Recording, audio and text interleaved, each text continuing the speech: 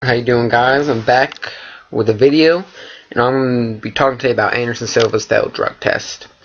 So, I'm a huge MMA fan, not just UFC, MMA. Follow several different organizations, been following it for years.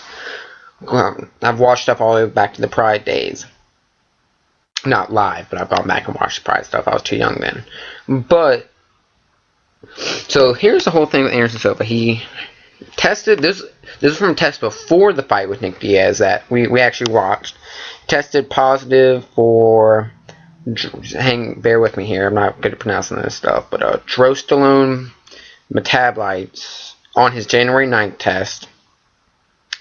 And honestly, I'm not saying they're doing another re-thing. I'm not saying he did or didn't do it, but it would make sense.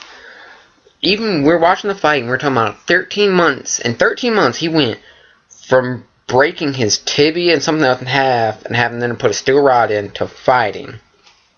I mean, even though the steroids would not have helped with the healing of the bone, it would have helped with his rehab because their muscles recover quicker. So from the muscle loss within the surgery and the injury, and rehabbing them, building it back would build it back quicker, and he would recover fast from the workout so he could get back in the gym more and go harder in the gym. And that, so it'd make a lot of sense. And for honestly, Silva is one of the top, I put him in the top 10 pound for pound best ever. Personally, I never liked him, never liked watching him fight. I didn't like his antics. I was always hoping he'd lose. So that aside, I still say he's top 10 best ever. And I think that I thought he should have retired after the injury. And now with this whole thing, it's making it worse. His legacy, what he did and what he accomplished, he didn't need to prove anything else to anybody.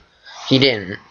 So coming back and fighting a 70-pounder who hadn't fought in 2 years and failing a drug test just really, I think, it puts at least a bad taste in your mouth.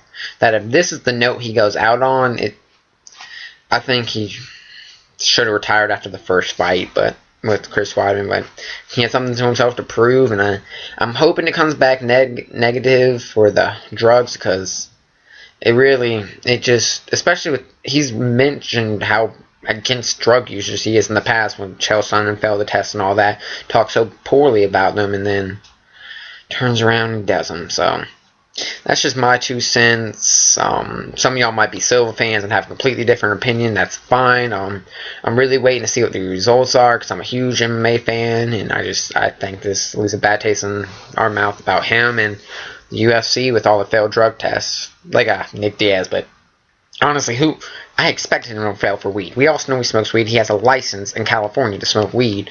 Don't get the big deal out of that, but it's whatever. Thank you for watching. If you did, like, comment your opinion on this, subscribe, and we'll have some lifting videos soon. Peace.